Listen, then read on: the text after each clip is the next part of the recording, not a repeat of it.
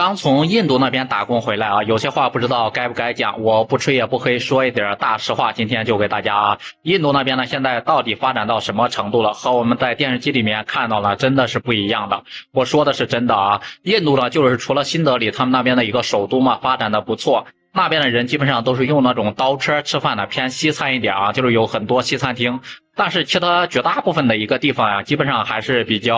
吃的比较多的，还是那种咖喱比较多啊，好像是一种调料了还是什么。还有就是那个玛莎拉，在印尼那一片，包括在孟加拉国那一片，反正整个东南亚亚太地区啊，好像是特别喜欢吃那个玛莎拉啊。就应该是他们那边的一个调料吧，就类似于咱们国内的胡椒粉什么的。吃了之后呢，他们印度那边的人说的是能够提高那个抵抗力嘛，我也不知道他们到底说的是真的是假的啊。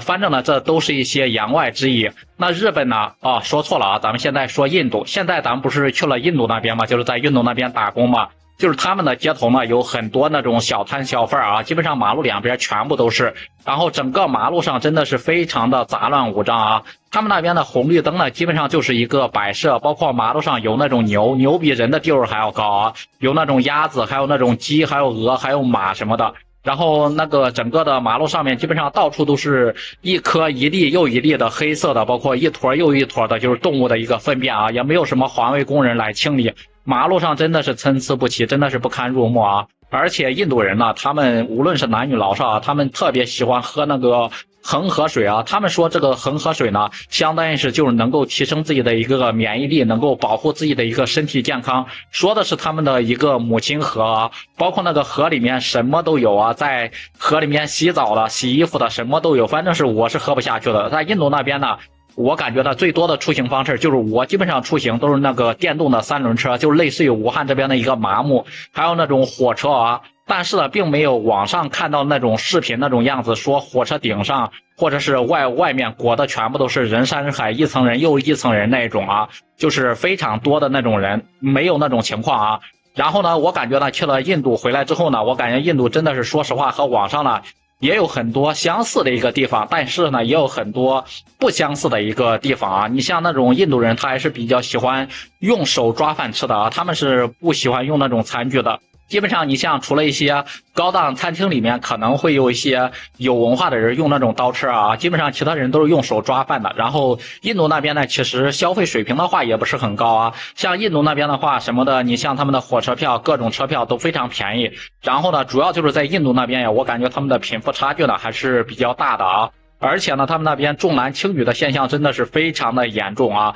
真的是啊，女儿在那边基本上是特别不受欢迎的，嫁不出去那种。你不赔很多嫁妆，根本就嫁不出去。就很多时候呢，我看到他们，比如说一家三口出门，家里面如果说有个女儿呢，那种各种买的东西呢，各种重东西全部都是女儿拎着啊。如果说老公呢和夫妻出门呢，那基本上那都是老婆身上肯定都是大包裹小包裹，然后拎着出去购物什么的都是女生在拎啊。男人呢基本上就是在那边逍遥自在大摇大摆，跟咱们大中国恰恰是相反，完全是相反的啊。咱们中国呢哪敢这样子呀？你在大街上敢让你老婆拎东西，那估计要被骂死，要被老婆给然后骂的不行了。在印度那边呢，打工了半年多啊。你说它发达吧，它也算发达；你说它不发达嘛，也有很多不发达的一个地方，跟咱们80、90年代的农村是一模一样的，就是杂乱不堪啊。因为很多的一些规章制度呢，在印度那边全部都是摆设啊，基本上没有什么用。说实话呢，就是我在印度那边待了大概1年的时间，我感觉到印象最深刻的还是那边的一个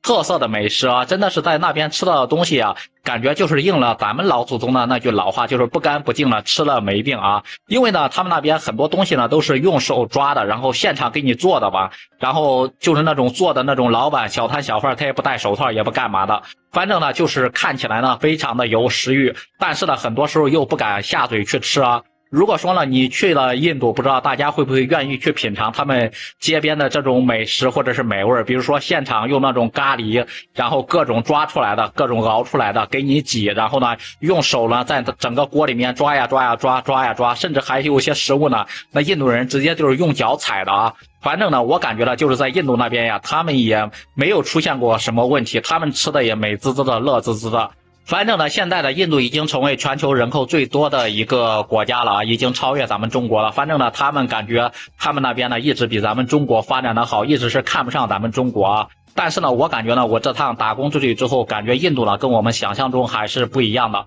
不知道大家呢都有没有去过印度，对这个国家都有什么样的一个印象啊？如果是说有机会你愿意去印度旅游，或者是去品尝他们特色的美食嘛，也欢迎在评论区里面留言讨论。